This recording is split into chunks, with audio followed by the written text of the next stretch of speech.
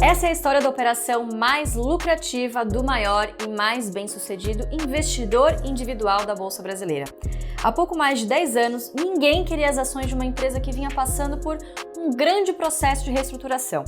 Essa empresa era a Unipar, hoje líder na fabricação de cloro e soda e vice-líder em PVC em toda a América Latina. Há uma década, as ações da Unipar estavam jogadas às traças, porque os investidores estavam céticos em relação à reinvenção do seu modelo de negócios. A Unipar nasceu na década de 40 como uma refinaria e depois se concentrou em investimentos no setor petroquímico em São Paulo, no polo petroquímico de Camaçari e na Rio Polímeros. Em 2010, a empresa vendeu todas as suas participações nos negócios petroquímicos e decidiu se concentrar nos negócios de cloro, soda e PVC. Em 2011, a empresa deu um passo diferente em relação ao seu foco, comprando uma participação numa empresa que fabricava pás para torres de energia eólica. Nessa época, a Unipar tinha um lucro muito baixo. O que ela ganhava com cloro e soda era quase o mesmo tanto de dinheiro que ela perdia com as pás eólicas. As suas ações chegaram a ser negociadas por menos de R$2 e o valor de mercado de toda a companhia, em alguns momentos, chegou a cair abaixo de R$200 milhões. O mercado literalmente achava que a Unipar não tinha nenhum futuro e atribuiu uma alta probabilidade de a empresa quebrar. Os acionistas da Unipar que venderam suas ações naquela época estavam jogando fora seu investimento igualzinho um fumante dispensando uma bituca quando o cigarro acaba. Pois bem, foi nessa mesma época que meu pai, Luiz Barsi, decidiu que era hora de montar uma grande posição nessa empresa. Foram anos em que a maior parte do mercado desovava ações da Unipar a qualquer preço. Enquanto isso, o Barsi estava lá do outro lado, quietinho, comprando ações a R$2 ou R$3. Durante a maior parte do tempo, parecia que quem estava errado era o Barsi, já que a empresa não conseguia colher frutos da reestruturação em curso. Nessa época, ele comprou quase 20% da Unipar, pagando em média R$4 por ação. O Barsi gastou cerca de 80 milhões para ter essa posição, que se multiplicou por 23 vezes. Hoje, essas ações valem cerca de 1,85 bilhão. Isso sem contar uns 280 milhões que ele recebeu em dividendos da Unipar desde então. Somando dividendos e valorização, o Barsi já lucrou mais de 2 bilhões com essa posição. Não existe um único investidor minoritário na Bolsa Brasileira que tenha obtido um lucro tão alto investindo em uma única empresa. Talvez você esteja achando que ele deu sorte nessa operação. É possível que você ache que coisas assim aconteçam uma vez na vida e outra na morte. Mas a verdade é que em seus quase 60 anos de bolsa, o Barsi deu diversas grandes tacadas como essa. Não foram poucas as vezes que ele multiplicou seu capital com ações. Ele ganhou muito dinheiro com Klabin, CESP, Banco do Brasil, Nossa Caixa, Taesa. Você pode achar que ele é só o cara mais sortudo do mundo. Ou você pode achar que ele é como aquele deputado que ganhou 30 vezes na loteria. Mas a verdade é que o Barsi só conseguiu dar diversas grandes tacadas porque desenvolveu um método para investir em ações. E esse método funcionou na década de 60, funcionou durante a década de 70, 80, 90, funcionou nos anos 2000, funcionou na década passada e adivinhem só, segue funcionando nos dias atuais. Esse método consiste em identificar ações bastante descontadas na bolsa. Ele compara o valor que uma ação está sendo negociada no mercado com o valor intrínseco daquele negócio. Quando encontra uma ação em que acha que tudo de ruim já está precificado, ele não vacila. O Barsi vai lá e monta sua posição, independente do que o mercado esteja falando sobre a empresa. Ele vai recebendo os dividendos da sua carteira de ações e sempre que cai dinheiro na conta, ele vai comprando mais. Se a ação segue caindo para valores cada vez mais baixos e os fundamentos da empresa estão melhorando, ele comemora. Porque o mercado está dando a ele a oportunidade de acumular mais ações a um desconto ainda maior. Talvez você ache que o Barsi tem um dom divino, que ele nasceu especial ou que ele fez algo de uma forma que não pode ser ensinada e nem aprendida. Talvez você ache que ele é como o Messi ou o Cristiano Ronaldo jogando bola. Por mais que você treine como eles, nunca chegará nem perto de ser capaz de fazer o que eles fazem. Mas eu tenho uma ótima notícia para você que está vendo essa aula com um grande ceticismo. Há algo em comum entre Barsi, Warren Buffett, Charlie Munger, Benjamin Graham, Peter Lynch e Philip Fisher, e muitos outros dos maiores investidores de todos os tempos. Todos esses monstros da bolsa se especializaram em identificar distorções entre o preço das ações negociadas na bolsa e o valor dos seus negócios. Todos são craques numa técnica de investir em ações conhecida como Value Investing, ou em português, investimento em valor. E nessa série de 4 vídeos sobre o método Barsi, a gente vai fazer um mergulho nessa ciência dos investimentos chamada Value Investing. Preste muita atenção nessa aula magna até o final, que você vai aprender muita coisa que vale dinheiro.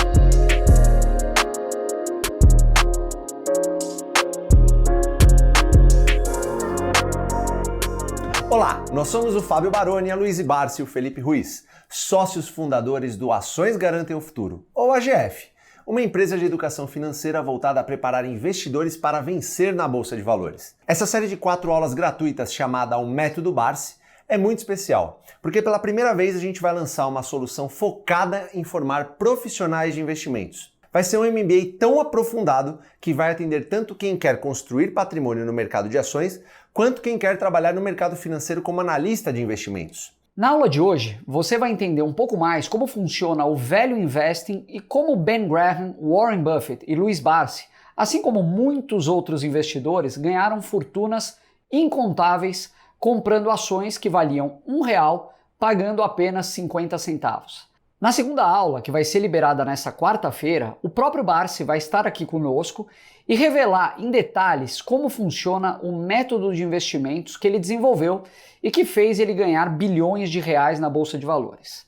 Na terceira aula, a gente vai conhecer o negócio da Unipar, essa companhia que deu tanta alegria ao Barsi, e entender como identificar esse tipo de oportunidade multiplicadora de capital. Nós vamos visitar uma das fábricas da empresa e conversar com seus executivos. Você vai poder acompanhar com a gente como funciona essa que é uma das etapas mais importantes para quem deseja analisar e investir em ações como um profissional. Já na quarta e última aula dessa série, que estará disponível na próxima segunda, a gente vai mostrar o caminho mais rápido e inteligente para você se tornar um analista de ações profissional. Porque na próxima semana a gente vai lançar um MBA focado em Value Investing, que vai contar com a participação do Louis Barsi e também de outros bilionários da Bolsa de Valores brasileira. Se você quer aprender a identificar ações negociadas a preços muito descontados, não faz sentido aprender com os mais bem-sucedidos? Porque essa é a proposta inédita que a gente vai te mostrar em detalhes na próxima semana. Esse MBA será tão completo que vai servir para quem quer aprender a construir patrimônio para viver só de renda dos seus investimentos, trabalhar no mercado financeiro como analista de investimentos, conseguir um emprego em corretoras, casas de research ou gestoras de fundos, abrir um clube de investimentos ou atuar como consultor independente, ou até mesmo trabalhar com alocação de recursos ou ajudando outras pessoas a investir melhor. E ainda hoje você vai poder ganhar uma bolsa de estudos integral para cursar esse MBA. Mas calma que em breve eu vou explicar como essa bolsa integral vai funcionar. Bom, primeiro a gente vai falar da aula de hoje, que é sobre Value Investing. Hoje você vai ver como funciona o método desenvolvido pelos maiores investidores do mundo para comprar ações que valem R$1, pagando só 50 centavos por elas. Todos os maiores investidores das bolsas mundiais, sem exceção nenhuma, usam esse método. O marco zero do Value Investing pode ser considerado a publicação do livro Security Analysis, pelo Benjamin Graham e pelo David Dodd, em 1934.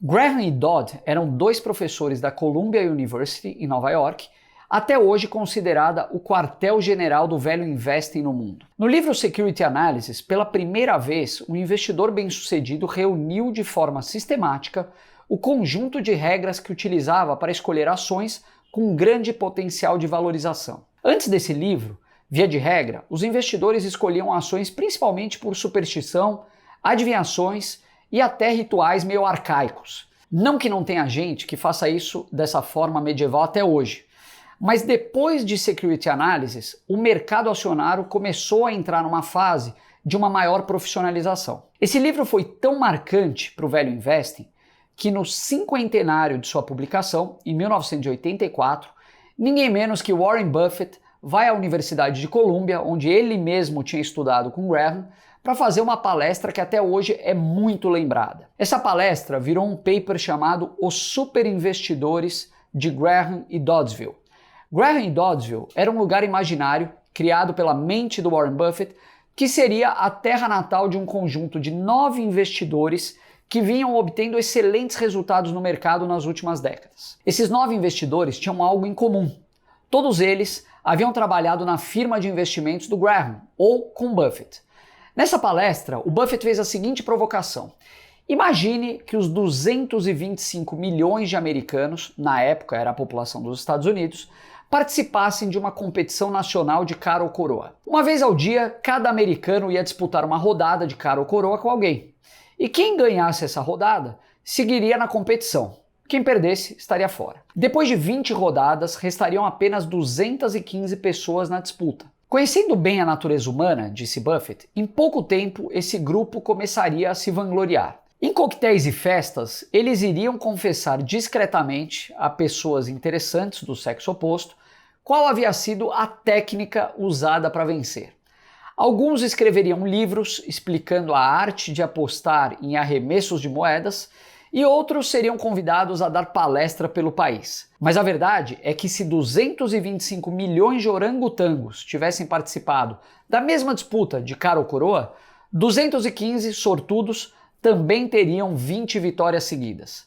Porém, Buffett questiona, e se dentro desse grupo de 215 orangotangos vencedores, descobríssemos que 40 vêm de um zoológico especial localizado em Omaha, a cidade que abriga a sede da empresa do Buffett no Nebraska? Será que não valeria a pena conversar com o zelador desse zoológico para entender se os orangotangos de Omaha não teriam algum tipo especial, por exemplo, de alimentação ou ginástica? Haveria alguma razão secreta para uma cidade tão pequena concentrar tantos orangotangos vencedores? Buffett concluiu dizendo que no mundo dos investimentos existe sim um lugar onde há uma concentração atípica de vencedores. E a esse lugar ele deu o nome de Graham e Doddsville.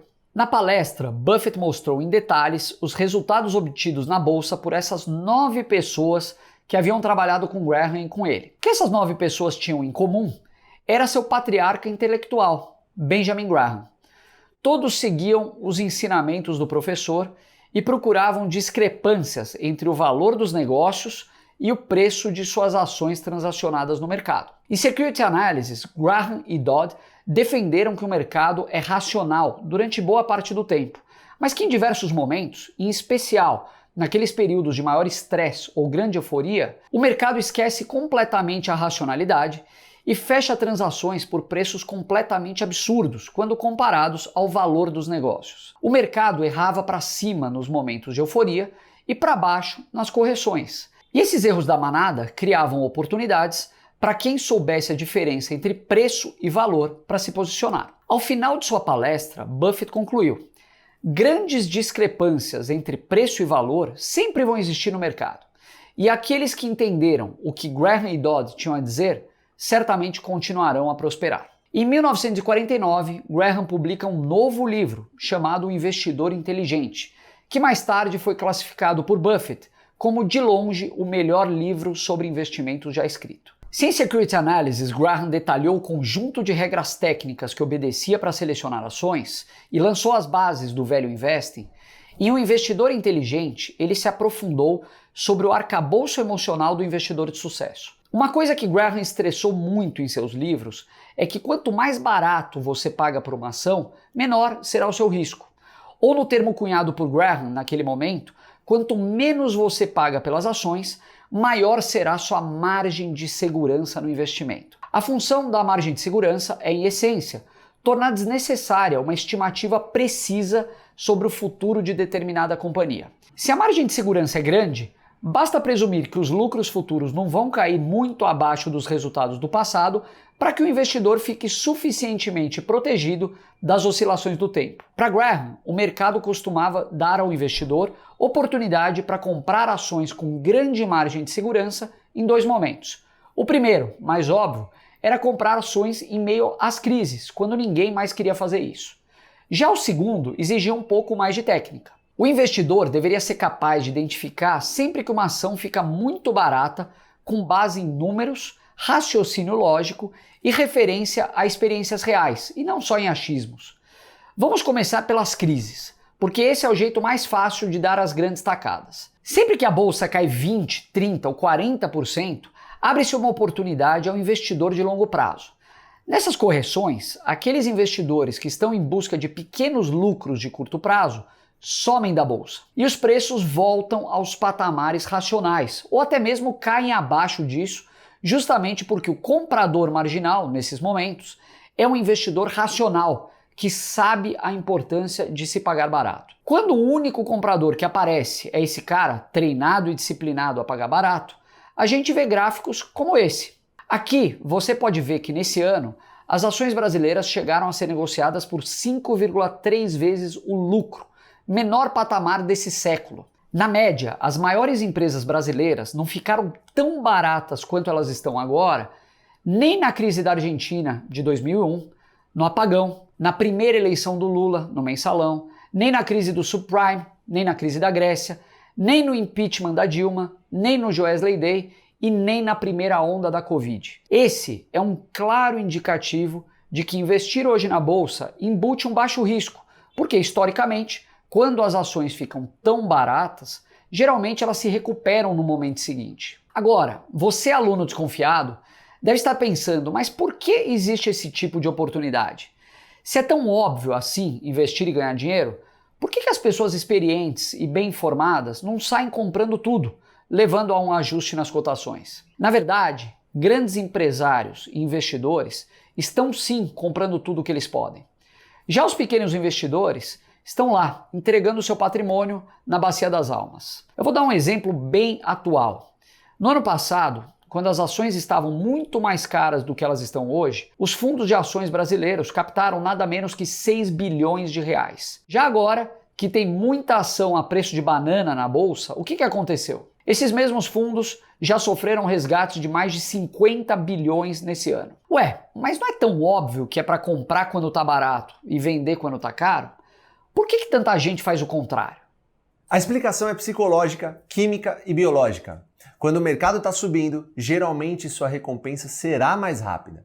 Seguindo uma tendência de alta, você tem boas chances de ter um ganho inicial mais rápido. E os humanos são animais que procuram padrões mesmo onde eles possam não existir. Após a ocorrência de um evento apenas 2 ou 3 vezes, regiões do nosso cérebro chamadas cingulado anterior e núcleos accumbens passam a nos dizer que aquilo ocorrerá novamente. A gente compra uma ação e ela sobe. A gente compra outra ação e ela sobe de novo. Na terceira vez, o nosso cérebro já está cheio de dopamina e a gente se convence que vai subir para sempre. A gente aumenta a nossa posição, vamos comprando para cima e plantamos as nossas próprias enrascadas futuras.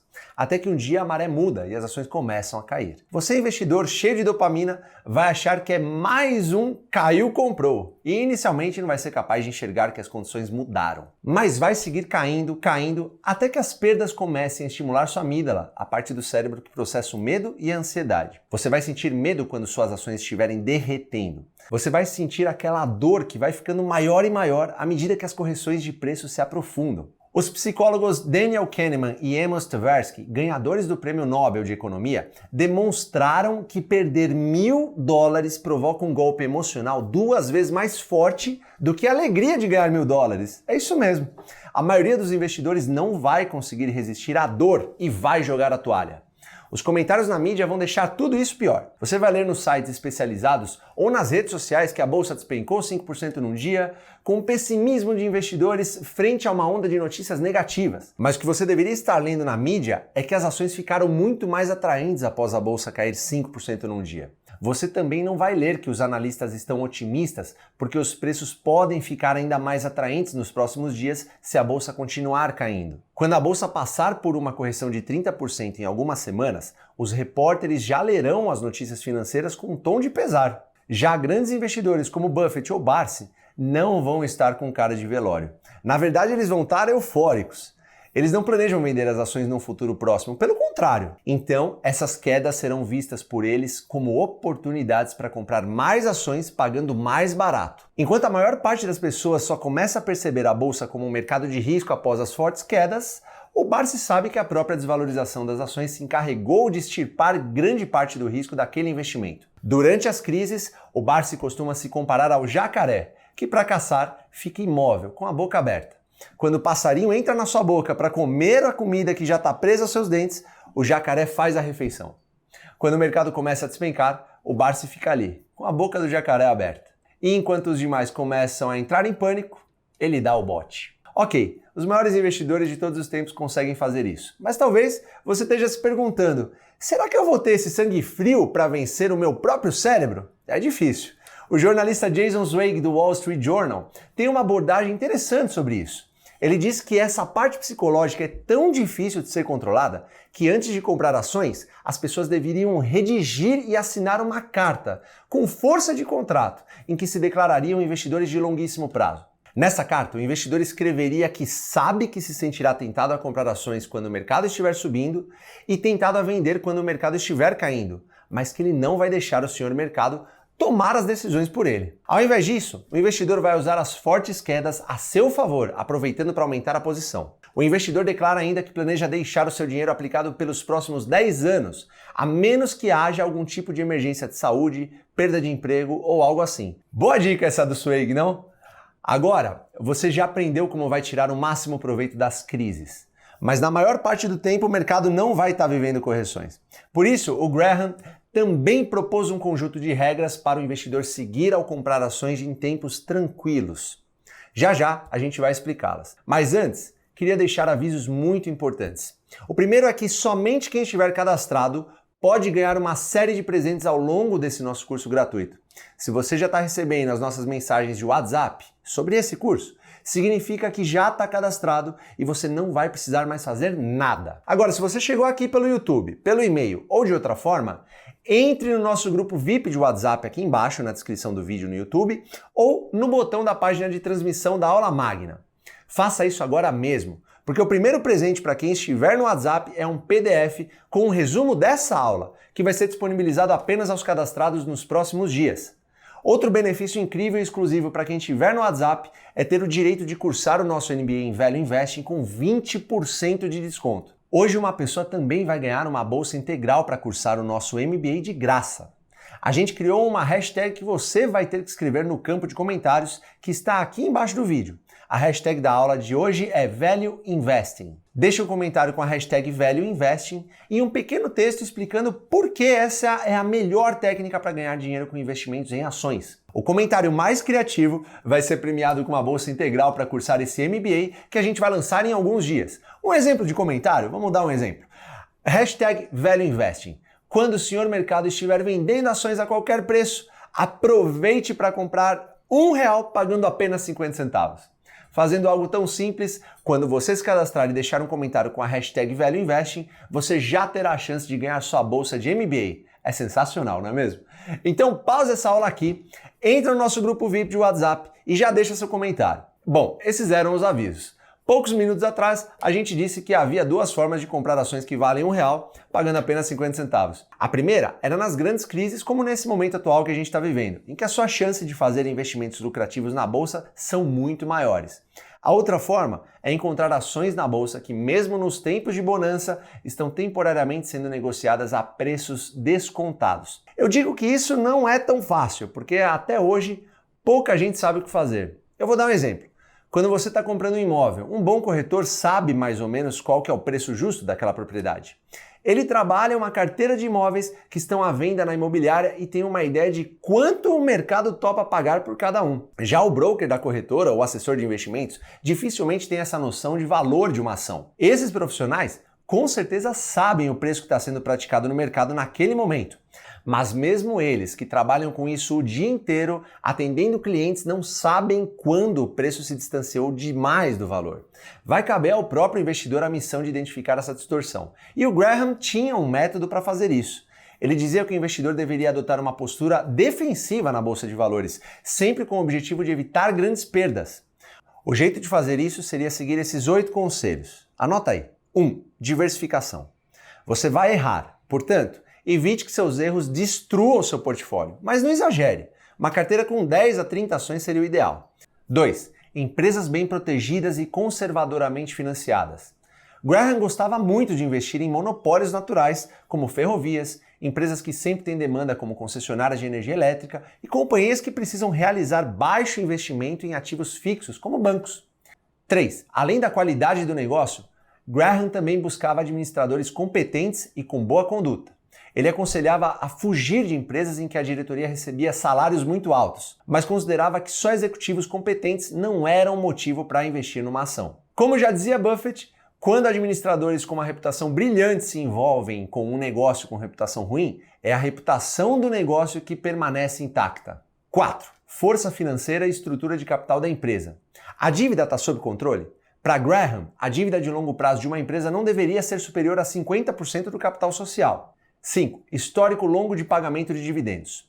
Graham filtrava as empresas que pagaram dividendos em todos os últimos 10 anos e preferia companhias com dividendos crescentes no período. 6. Retorno em dividendos atraente. Se a ação paga só 1% em dividendos aos seus acionistas por ano, isso pode ser um sinal de que a ação está cara. 7. Múltiplo razoável. O investidor não deveria pagar mais de 25 vezes o lucro médio de uma empresa nos últimos 7 anos e não mais que 20 vezes o lucro médio nos últimos 12 meses. 8. Por último, Graham gostava de empresas que eram negociadas abaixo de seu valor patrimonial, ou seja, o valor de mercado da empresa era inferior ao dinheiro que foi investido pelos sócios no negócio. Ele desaconselhava o investimento quando o preço das ações era superior a 1,5 vezes o valor patrimonial. Esse modelo de investimentos desenvolvido pelo Graham influenciou muita gente boa do mercado acionário, como Buffett, Philip Fisher e Seth Klarman, e claro, o Louis Barsi. Mas cada um fez suas próprias adaptações ao value investing do Graham. O Philip Fisher, por exemplo, que é um cara que o Barsi se identifica muito, discorda parcialmente do Graham numa questão super importante. Graham defendeu enfaticamente que o investidor de sucesso deveria comprar ações baratas para vendê-las mais caras. Mas o livro Common Stocks and Uncommon Profits, que em português seria Ações Ordinárias e Lucros Extraordinários, Fisher defendeu que muitas vezes o melhor que o investidor teria a fazer é comprar ações de boas empresas a preços descontados, mas com a perspectiva de segurá-las para sempre. A melhor maneira de garantir sólidos retornos é achar as companhias vencedoras, ou aquelas fadadas ao sucesso, e manter suas ações no longo prazo, ao menos 10 anos ou até mais que isso. Se você fizer o seu trabalho corretamente e comprar ações de empresas que vão crescer por décadas adiante, a hora certa de vender quase sempre é nunca, a não ser que a companhia comece a perder suas vantagens competitivas. O Philip Fisher diz que é lógico que se existisse um investidor capaz de comprar ações sempre no fundo do poço e vendê-las sempre no topo histórico, esse cara teria uma performance superior à de quem segura ações por 30 anos. O problema é que nenhum ser humano possui essa habilidade de acertar topos e fundos com consistência. Outro discípulo que com o tempo foi fazendo adaptações à filosofia de investimentos do Graham foi o próprio Warren Buffett. No início de sua carreira, Buffett foi aluno de Graham e depois trabalhou com ele. Os dois faziam as coisas do mesmo jeito. Como Graham era muito focado em preço, ele acabava comprando as ações com os menores múltiplos da bolsa. Ele mesmo chamava essas ações de cigar butts, ou bitucas de cigarro, porque eram as ações que o mercado inteiro estava jogando fora a qualquer preço. O Buffett seguiu muito essa linha durante suas décadas iniciais como investidor. Mas depois que ele se tornou um homem rico, gerindo muitos milhões de dólares, uma coisa importante mudou em seu jeito de investir. Ao invés de preferir as ações com os menores múltiplos da bolsa, ele começou a procurar preços descontados entre os melhores negócios dos Estados Unidos. Ele entendeu que por trás de ações negociadas a múltiplos muito baixos, geralmente há negócios ruins que podem continuar baratos para sempre. E o Buffett começa a dar preferência a investir nas empresas que mais criam valor. Essa mudança do Buffett ocorre logo depois que ele se aproxima de Charlie Munger, que até hoje é seu parceiro inseparável dos investimentos. Munger convence Buffett de que se ele quer investir em determinados negócios por décadas ou às vezes até para sempre, é preciso escolher quem vai seguir crescendo. Porque o Munger sempre diz que o dinheiro grande não está na compra e na venda, mas sim na espera. Ao se debruçarem sobre as empresas que devem seguir crescendo por anos ou décadas, Munger e Buffett popularizaram um conceito até hoje bastante difundido, que é o dos moats. Na tradução literal, moat é o fosso que ajudava a proteger um castelo. Mas na linguagem dos negócios, moat é o escudo competitivo de uma empresa que vai impedir que seus rivais comecem a tomar o seu mercado. Na teoria econômica, uma empresa que possui hoje uma vantagem competitiva que lhe permite ter margens muito altas, com o tempo perderá espaço para os rivais. Isso porque se uma companhia tem uma margem líquida de 30%, muitos empresários também vão querer uma margem igual. Eles vão investir o seu capital no mesmo setor para construir rivais dessa empresa. E no longo prazo haverá tantos rivais que a margem líquida de todos, inevitavelmente, vai cair para um número mais normalizado, algo como 15%, por exemplo. O que Buffett e Munger passaram a procurar eram negócios tão especiais que seriam capazes de continuar crescendo e reajustando preços mesmo com a chegada da concorrência. Alguns moats que eles identificaram. Uma marca forte que é quase sinônimo do produto que vendem. A Coca-Cola e a Gillette são dois investimentos históricos de Buffett que entraram na carteira por sua força de marca. Vantagem de escala. Se uma empresa é muito maior e mais eficiente que seus competidores, dificilmente ela vai deixar de ganhar mercado, mesmo que aumentem os preços. Durante muito tempo, esse foi o caso da Ambev no Brasil, até que a Heineken quebrou esse padrão e se tornou um incômodo. Custos de troca. Existem alguns fornecedores que são muito difíceis de serem substituídos. Por exemplo, se uma empresa usa o software de gestão da SAP, mudar para outro software implica em um custo de milhões de dólares em licenças e milhares de horas perdidas em treinamento dos funcionários. Então, a SAP conseguiu reajustar preços por muitos anos sem perder mercado. Efeitos de rede. Os clientes da Apple já estão acostumados a deixar sua vida armazenada no iCloud, usam iTunes, possuem smartphone, tablet e laptop da empresa. O cliente dificilmente sai do ecossistema da Apple, mesmo com os seguidos reajustes nos preços dos aparelhos. Legal essa sacada do Buffett e do Munger de investir em empresas feitas para durar, não é mesmo? Agora, o que tudo isso tem a ver com o método Barsi, que é o tema dessa aula magna gratuita? Bom, o Barsi bebe na fonte dos maiores gurus do Value Investing. No método que ele desenvolveu tem um pouco do Graham, um pouco do Fisher e um pouco do Buffett. Do Graham, ele pega principalmente a importância de pagar barato por ações e o gosto por dividendos. Esse negócio de dividendos colou tanto na imagem do Barsi que muita gente acha que ele só olha para isso na hora de comprar ações de uma boa empresa. Na verdade, ele está em busca de excelentes negócios, com uma excelente administração, em que se vislumbra a perenidade do ativo e que também possui um retorno em dividendos interessante.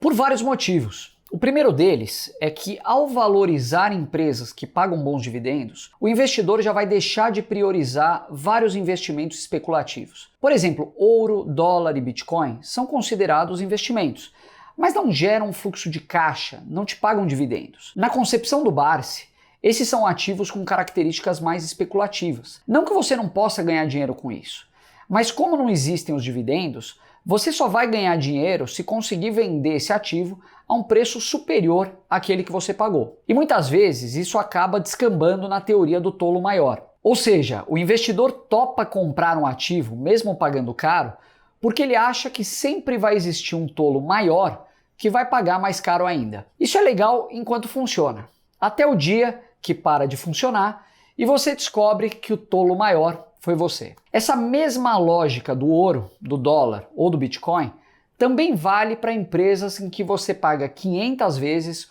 ou até 1000 vezes o lucro por suas ações. Numa empresa assim, os dividendos são irrisórios. E a empresa está precificada à perfeição. Isso é, qualquer resultado trimestral um pouquinho mais fraco já pode provocar um terremoto. Por isso, geralmente, o Barsi não compra empresas com múltiplos muito elevados. Ele também gosta de dividendos, porque eles geram fluxos de caixa que permitem que ele siga comprando mais e mais ações todos os meses. É aquela lógica da galinha e dos ovos. Sua carteira de ações é a galinha. E ela bota ovos todos os meses, que são os dividendos. Você pode usar os dividendos que recebe para comprar as coisas que quiser, sem precisar matar a galinha. Ou você pode usar os ovos para comprar mais galinhas e ir aumentando a sua granja. O Barsi tem a filosofia de acumular. Ele não tem uma meta de possuir uma fortuna de 5 bilhões de reais ou 10 bilhões de reais. Ele sempre pensa nos dividendos que recebe como uma forma de comprar 5 milhões de ações de uma empresa ou 10 milhões de ações de outra empresa, por exemplo. E os dividendos permitem que ele esteja sempre injetando dinheiro novo na compra de mais ações para sua carteira. Porque o valor dessas ações você não controla. O que você controla é o tamanho da posição em número de ações. É nisso que o Barsi se concentra. Outra vantagem dos dividendos é que eles são um percentual do fluxo de caixa gerado pela companhia. E o fluxo de caixa acaba revelando melhor do que o EBITDA ou lucro líquido o que está acontecendo numa empresa. O problema desses dois números é que eles podem ser razoavelmente manipulados na hora que uma companhia apresenta seu balanço. Diversas empresas divulgam balanços classificando muitos itens como não recorrentes ou extraordinários, e a partir disso informam um EBITDA ajustado ou um lucro líquido ajustado. Em seguida, essas empresas dão grande destaque a esses números ajustados nos seus releases de resultados. Já vimos várias empresas divulgarem lucros pro forma como se não tivessem pago dividendos, não tivessem feito um investimento ruim ou não tivessem tendo, por exemplo, que arcar com impostos. É como se a empresa estivesse dizendo algo assim: se não tivesse ocorrido nada de ruim, esse balanço não teria sido a porcaria que foi. E pior, muitas vezes o bônus dos executivos vai ser pago justamente com base nesses números ajustados. Um balanço todo torto, produzido pela diretoria, serve para justificar uma remuneração maior à diretoria pelos maus serviços prestados. Como disse o músico Bo Diddley, você pode ser roubado mais facilmente por uma pessoa que usa uma caneta do que por uma pessoa que porta uma arma. Já o fluxo de caixa livre e os dividendos raramente são manipuláveis. Geralmente, quando uma empresa distribui dividendos, é porque ela gerou riqueza e realmente sobrou dinheiro no caixa. Por último, o Barsi também gosta de dividendos gordos porque eles são um indicativo de que você pode estar pagando barato por uma ação. Por exemplo, imaginemos uma empresa que distribui todo o seu lucro em dividendos e a sua ação garante ao investidor um retorno de 20% ao ano em dividendos. Ora, se a empresa lucra 20% do seu valor de mercado a cada ano, significa que ela negocia a 5 vezes lucro na bolsa. Não necessariamente já dá para cravar que esse vai ser um ótimo investimento. Agora, é inegável que uma ação que negocia a 5 vezes lucro e paga 20% de retorno em dividendos está barata quando comparada à média do mercado. Talvez haja um bom motivo para a empresa estar tão barata. É preciso estudar o caso. Mas para o Barsi, esse cenário é melhor que quando você investe em uma empresa que paga, por exemplo, 1% ao ano em dividendos. Não necessariamente esse é um mau investimento. Inclusive, existem ações que renderam excelentes lucros aos seus investidores e que nunca pagaram dividendos, como por exemplo a Amazon. Mas dividendo muito baixo ou inexistente é um investimento de caráter muito mais especulativo. Você só vai ganhar dinheiro se houver a valorização do ativo. E como o Barsi não gosta do risco de perder dinheiro, ele geralmente deixa para outras pessoas esse tipo de investimento com caráter mais especulativo. Bom, os dividendos são um pilar importante do método Barsi, que veio do Graham. Já uma perna que veio do Philip Fisher foi a filosofia de segurar ações por longos períodos de tempo. As pessoas em geral decidem botar o lucro no bolso quando uma ação em que investem já valorizou, por exemplo, 50% ou 100%. Já o Barsi acha que se você está associado a um projeto empresarial de sucesso, não existe motivo nenhum para se desfazer do investimento simplesmente porque a ação se valorizou. Ele tem diversas ações há várias décadas na carteira. Um exemplo é a Klabin, que já se valorizou mais de 10.000% nas mãos do Barsi e ele nem pensa em vender. Inclusive, esses dias aconteceu algo engraçado sobre essa mania do Barsi de quase nunca vender. O BTG anunciou a compra da massa falida do Banco Econômico, que tinha quebrado lá em 1995. O Barsi tinha ações do Econômico em 95 e não vendeu nem mesmo depois da falência da instituição. As ações estavam lá esquecidas em algum lugar e o próprio Barsi achava que elas não valiam mais nada. Mas agora, com essa venda do Banco Econômico, ele vai simplesmente receber 50 milhões de reais do BTG. Imagina só. Agora, aqui tem um ponto muito importante. Para comprar ações com o objetivo de nunca mais vendê-las, você não pode comprar qualquer coisa. Você tem que tomar cuidado com o que você compra. O Barsi não costuma falar de moats, como o Buffett, por exemplo, mas ele fala muito no conceito da perenidade. Se você planeja comprar uma ação para segurar por décadas, deve ser um negócio que não deve sucumbir à competição, nem quebrar nos próximos anos. É por isso que o Barsi gosta tanto daqueles setores que aqui no AGF a gente chama de BEST. BEST em inglês quer dizer melhor, mas BEST, aqui nesse nosso caso, também é um acrônimo. O B são os bancos, o E, energia, o S, saneamento e seguros, e o T, telecom. Para o Barsi, as empresas desses setores têm essa capacidade de sobreviver mesmo nos piores ciclos econômicos, governos e crises de mercado. Os bancos são tão perenes que os maiores deles são tidos como too big to fail, ou seja, grandes demais para quebrar. Energia, saneamento e telecom são setores com a demanda bastante inelástica. Você provavelmente não vai desligar a luz da sua casa, parar de usar água ou cortar o celular e a internet, nem mesmo se você perder o seu emprego. E as seguradoras são aquelas empresas que não apenas não fazem pesados investimentos em ativos fixos. Elas são companhias que recebem antes de prestar o serviço. Elas ficam sentadas numa montanha de caixa, os prêmios dos seguros, e só precisam controlar a sinistralidade e administrar bem esse dinheiro dos prêmios. BEST são 5 setores que aqui no AGF a gente chama de a prova de balas. Outra vantagem de focar mais nesses setores é que você não vai prestar muita atenção a outros setores que podem te render muitos problemas. Quem segue o método BEST não vai olhar muito para o varejo, por exemplo. E olha só quanta varejista gigante brasileira já quebrou. Mapping, Mesbla, Arapuã, Ricardo Eletro, Casa e Vídeo, etc. Inclusive, nesse exato momento, muita gente já questiona a viabilidade financeira da Via, por exemplo. Outro setor que você vai ficar de fora é a aviação. Olha quantas companhias aéreas quebraram no Brasil. VASP, Varig, Transbrasil, Avianca, Itapemirim, a lista não acaba. Incorporação de imóveis é outro setor pródigo em falências. Se na década de 90 a quebra da Incol traumatizou muitos mutuários que ficaram sem receber seus apartamentos, na década passada vimos o pedido de recuperação judicial da PDG, que ali no auge do bull market de 2007 chegou a ser a maior incorporadora brasileira. Bom, hoje a gente deu uma pincelada no método Barsi. A gente viu que o velhinho gosta mesmo é de dividendos, margem de segurança e comprar para segurar para sempre ações de setores perenes.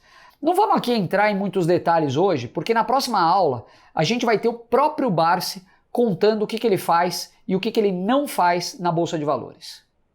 Na última parte da aula de hoje, a gente gostaria de mostrar que o método Barsi serve tanto para quem quer construir patrimônio investindo em ações, quanto para quem deseja trabalhar no mercado financeiro como analista de investimentos. O analista é o profissional responsável por encontrar na bolsa os investimentos com maior potencial de valorização. O trabalho para analisar ações costuma ser o mesmo, seja para gerir a carteira própria, seja para selecionar ações para os clientes de um fundo, ou de uma casa de research, ou até mesmo de uma corretora. Mas também há algumas diferenças importantes. O analista profissional de investimentos geralmente vai se dedicar em tempo integral à sua atividade. Já o investidor pessoa física tem um outro emprego e fará isso nas horas vagas. Ao contrário do investidor, o analista vai ter uma remuneração adicional por seu trabalho que vai além dos ganhos obtidos na bolsa. E aqui vale a pena a gente entrar em alguns detalhes, porque as remunerações são realmente atrativas. A gente vai usar os números do Guia Salarial 2022 da consultoria de recrutamento Robert Half. Essa pesquisa mostra que a maioria dos analistas de ações brasileiros que trabalham em corretoras, casas de research ou gestoras de fundos ganha algo entre R$ 14.550 e R$ 22.200. Esse valor considera apenas o salário fixo e ainda não inclui os bônus, que no mercado financeiro costumam ser bastante agressivos. Mas caso o analista se destaque e seja promovido a diretor de análise, seu salário vai variar de R$ 27.100 a R$ 41.400. Já o gestor de portfólio numa asset ganha entre R$ 23.600 e R$ 36.050, ainda de acordo com a Robert Half. Vale lembrar que além dos bônus que não estão nesse cálculo da Robert Half, outra importante fonte de renda dos analistas pode vir de dividendos, porque esses profissionais, quando se destacam na empresa onde trabalham, costumam virar sócios na companhia. Na XP ou no BTG, o head de análise e os principais analistas são sócios da empresa. Na Empíricos, na Nord ou na Spit, os principais analistas são sócios do negócio. E em fundos como a Dynamo, a Atmos, Esquadra, IP e tantos outros, os principais analistas também possuem participação no negócio. Nessas gestoras, nos anos em que os fundos obtêm rendimento muito acima do benchmark, os cotistas pagam taxas elevadas de performance. Em português, claro, gestoras grandes recebem dezenas de milhões de reais em taxas de performance nos anos bons. E depois, boa parte desse dinheiro é distribuído para os analistas na forma de dividendos. Em anos bons, é bem comum que mesmo analistas com menos de 5 anos de experiência recebam bônus milionários. Então, acredite, você vai ser muito bem remunerado caso se torne um analista muito bem sucedido. Outros atrativos da profissão são: você vai trabalhar no mercado financeiro cercado de muita gente inteligente e construirá um networking de altíssimo nível, tendo acesso a diretores de empresas listadas na bolsa. Você trabalha em empresas muito rentáveis, que por isso mesmo oferecem muitas oportunidades de crescimento a seus funcionários. Você tem um trabalho intelectualmente desafiador, em que não vai faltar motivo para chegar ao escritório motivado. Você não precisa ter feito uma faculdade específica para ingressar nessa profissão. Todo o conhecimento técnico necessário pode ser aprendido ao longo de um MBA.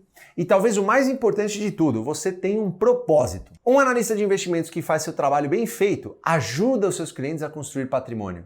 A multiplicação do capital vai possibilitar que os clientes possam realizar mais rápido os seus sonhos, como um imóvel próprio, mandar o filho estudar nos Estados Unidos, garantir uma aposentadoria confortável ou o que for do desejo do cliente. Você contribui para a realização desses sonhos. Talvez você esteja se perguntando, mas há espaço para que novos analistas de ações possam trabalhar no mercado financeiro? Há muito espaço, porque tem pouca gente boa fazendo isso direito no Brasil.